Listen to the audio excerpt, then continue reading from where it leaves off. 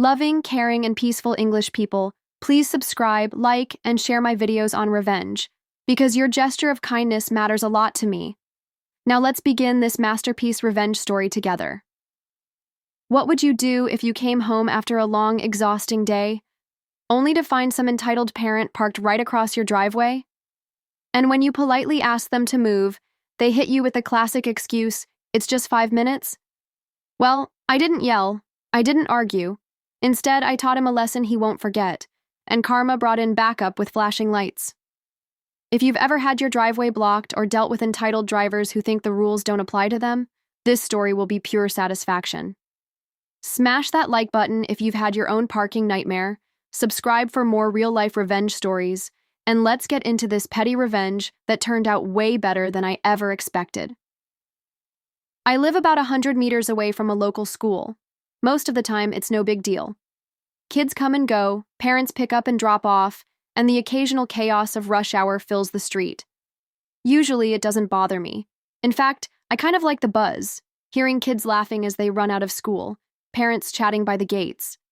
But there's one thing that drives me absolutely up the wall. Parents, or grandparents, who think it's fine to park directly across my driveway when school lets out. Not near it, not close to it, right across it. And here's the thing. I work long hours. When I come home, I don't want a showdown just to get into my own house. So picture this. It's a weekday afternoon. I'd had a long, rough day at work. The kind of day where your shoulders feel like concrete, your head's pounding, and all you want is to kick your shoes off and collapse onto the couch. I turn onto my street, and sure enough, there it is. A car parked right across my driveway. Engine off, blocking me completely. And in the driver's seat? A man, just sitting there, casually scrolling on his phone. No hazard lights, no attempt to move, just planted like he owned the spot. I pull up right in front of him, put my blinker on, and wait. You'd think he'd get the hint. Move a few meters forward, let me in, no big deal. But he doesn't. He just glances up, then back at his phone. So I roll down my window and signal. A polite wave like, "Hey, can you move a bit so I can get into my driveway?" He lowers his window and shrugs. "I'll only be 5 minutes, picking up the kids." That was it. No apology, no concern, just the entitled classic, "It's just 5 minutes."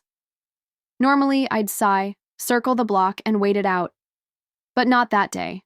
I was tired, I was done, and something inside me snapped. I smiled, nodded, then I put my car in park, turned off the engine, and just sat there, blocking the entire street. Cars started piling up behind me, a couple honks at first, then more, a symphony of frustrated drivers stuck because one man decided my driveway was his personal waiting zone. The guy in front of me shifted uncomfortably. I could see him glancing in the rearview mirror, realizing this was no longer just between him and me. Within minutes, the noise attracted attention, and not just from the parents and kids leaving school, but from the traffic cop stationed at the corner, the one who usually manages the flow when school lets out. I saw him striding over, neon vest glowing, expression already annoyed by the jam. He walked up to my window and asked, "Why are you blocking the street?" And that's when I delivered my line. Sweet, calm, perfectly timed. "Oh, it's no big deal," I said with a smile. "This guy is just parked in front of my driveway for 5 minutes to pick up his kids."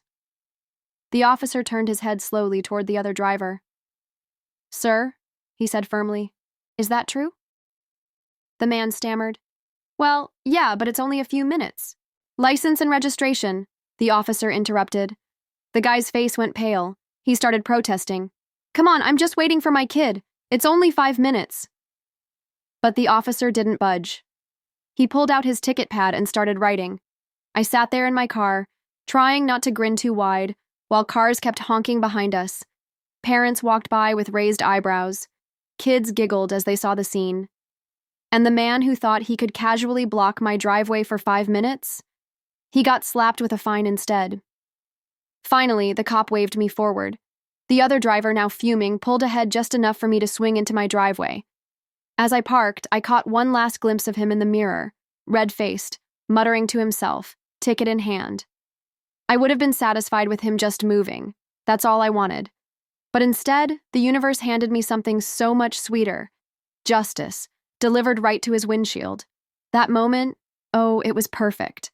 The look on his face when the cop pulled out the ticket book, the honking cars, the impatient parents, the audience of kids laughing as their rides home got delayed. He had thought he was clever, brushing me off with just 5 minutes.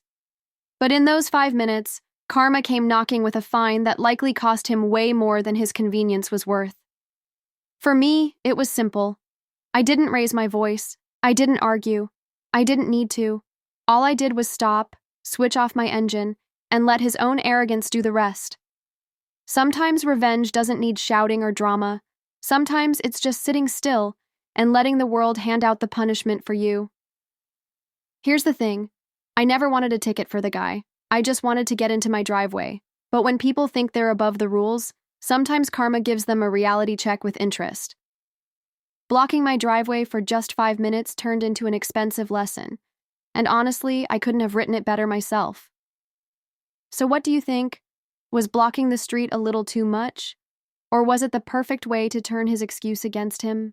Drop your thoughts in the comments, share your own petty revenge stories, and don't forget to hit like and subscribe for more real-life karma moments just like this one.